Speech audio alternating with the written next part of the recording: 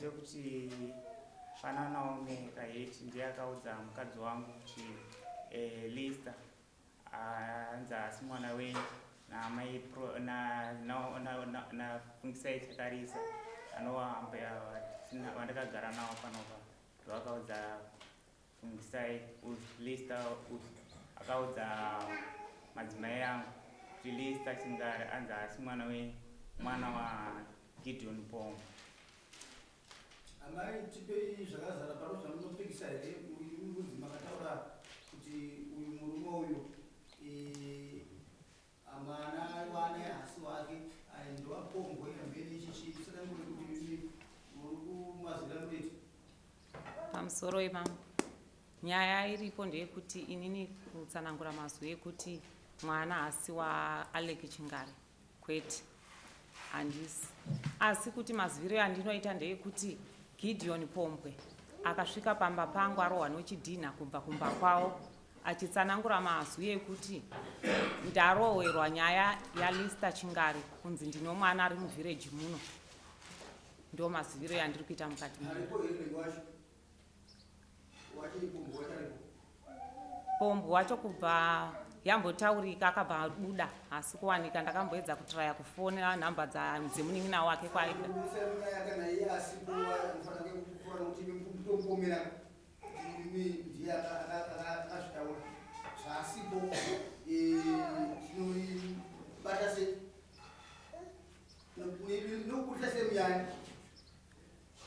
kune mawitness aripo yakanzva vachitsanangura.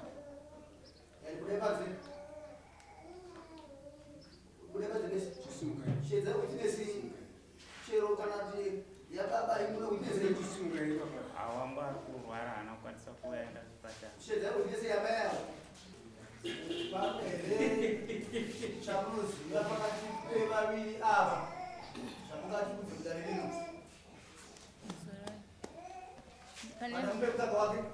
Murume anoitwa Gideon Pombwe akasvika pamba pamai vachabva panapa akauya papa vachichema totambudza kuti kwamuri kuchema maita sei, zvikanzi ini ndarohwa nevanhu kumba kwangu. Tikati komarohwa nyaya yei, zvikanzi ini ndarohwa nyaya yekuti mwana anoitwa Lista Chingari ndewangu ari muno muvhireji.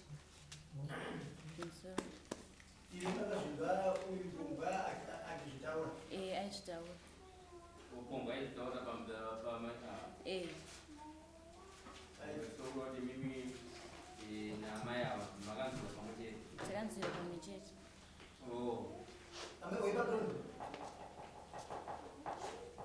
Ungatipere zvakazara imi kuti mwana akunzi asi ndo wanhingiyo musoro yeda ni 2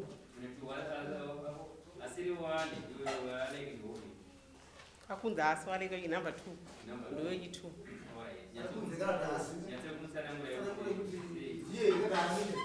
pamusoro yeda ndofunga ini mwana Lista Chingari mwana waAlec Chingari ndingati munyemba zvangu kana tanzichika mwana ndoAlec Chingari asi Naomi Kayeti ndiye akauya ndiri kushopu kwadaitengesa akasvika kati nyaya ndanza ndikubva kuvhireji kwenyu ndanzona afungisai Chakarisa kuti mwana wanza asi wani waAlec Chingari Naomi Kayeti aya uyu abva apa mwana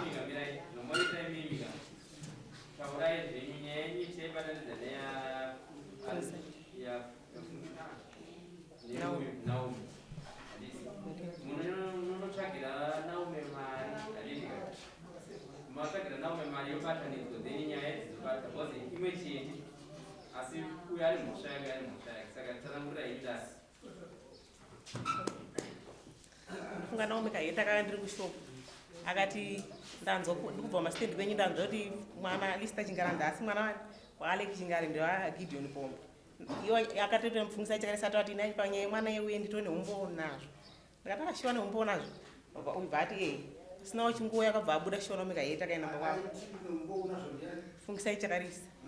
ndaita nzi ndine umbo pamwana yewe kubva zvichangotanga ari fungisai Chakarisa ndabva takara ari ndiyana neumbo pamwe ndowataituma kusvika mwana azoita sei azoberekwa zvishiwa baba kwangu kwabva vasvikawo pasinawo nguwa ndabva ndaudza ndozvasvika zvichita yani Naomi Kayeti panapa baba kwangu kwangu angoti achivhara shopu andekumba vakisvika kumba mangwana kuchichena uya anobvunza Shona Mugaiti wamupindura kuti Shona zvandakudziwa nani nafungisai Chakarisa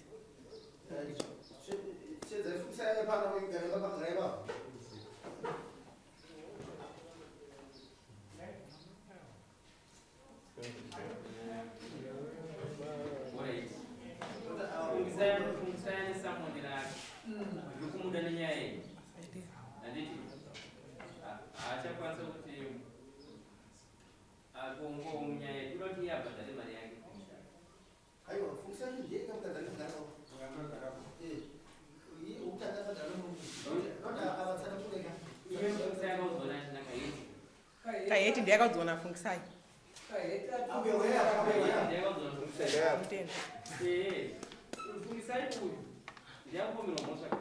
Kaiti ndiye akaudzwa nafungisai Kaiti ngaapruvhe kuti akaudzwa nevava here ndiyada uya umbowo panapa tipeumbowo kuti akaudzwa nafungisai Kaiti hapa aripo ndofunga ini ndandiri kushopa Kaiti akasvika kati anyaya yandabva ndanzwa kumastendi kwenyu ndakati ainyaya iyi andaudzwa nafungisai Chakarisa kuti unoziva here kuti Lista Chingara asi mwana waAleki Chingara ndakati iye akudza nekuda kweyanzi ini nditone umbowi panyaya iyoyo ndichiwana umwe achienda kumba kwake baba kwangu pasina wangu wakabva vasvika kushopu vakisvika kushopu ndabva ndaudzwa ndonyaya ndakasiya ndaudzwa baba kwangu akati aiva chikhiya shopu ndichamuona mangwana Naume yacho ndichiona umwe akasvika akabvunzora baba kwangu kuti Naume ndizvo here mashoko audza madzimai yangu Naume akadaira kuti ndanzwa nafungisai Chakarisa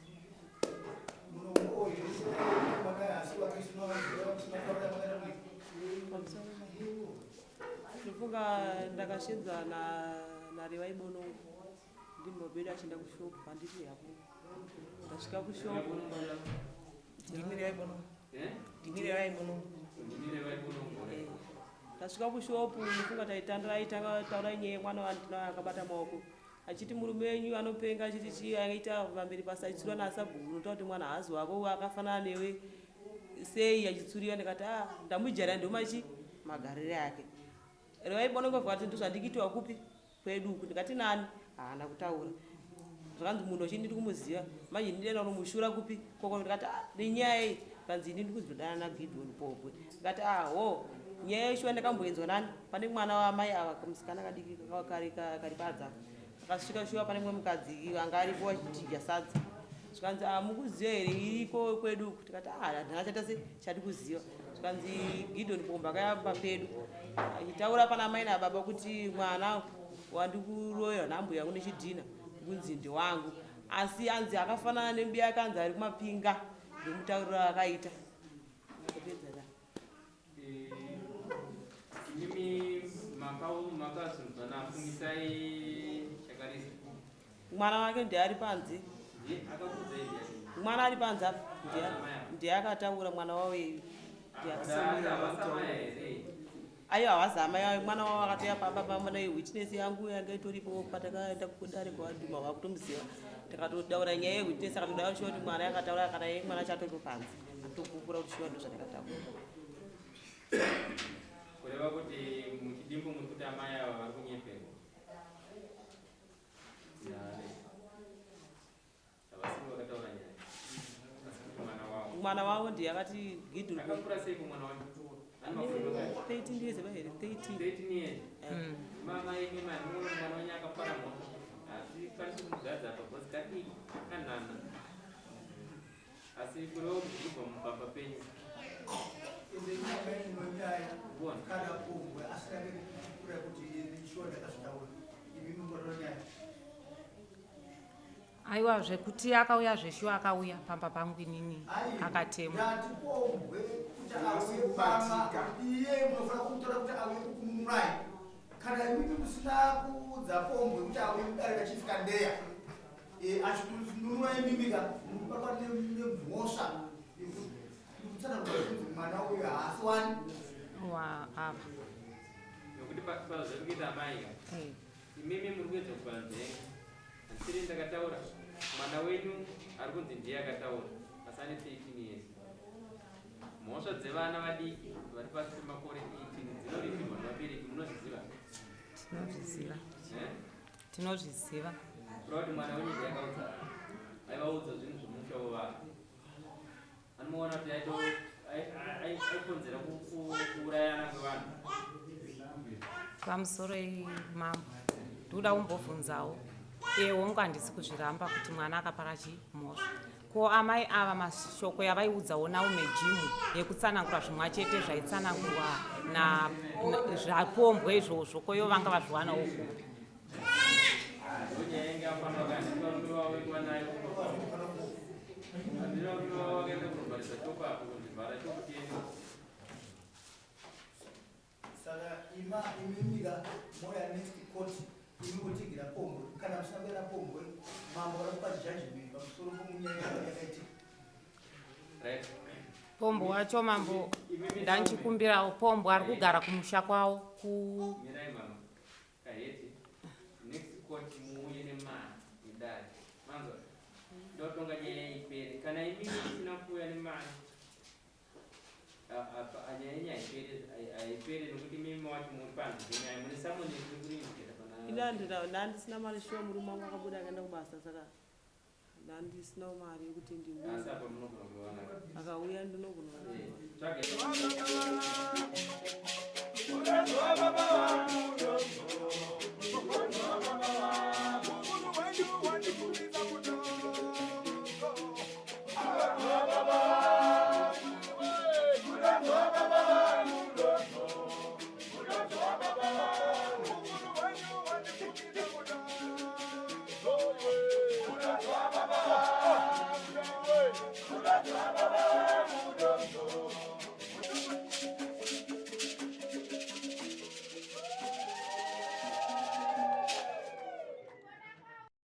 For these and more stories, tune in to Zim Newsbeat TV with Robert Tafumani.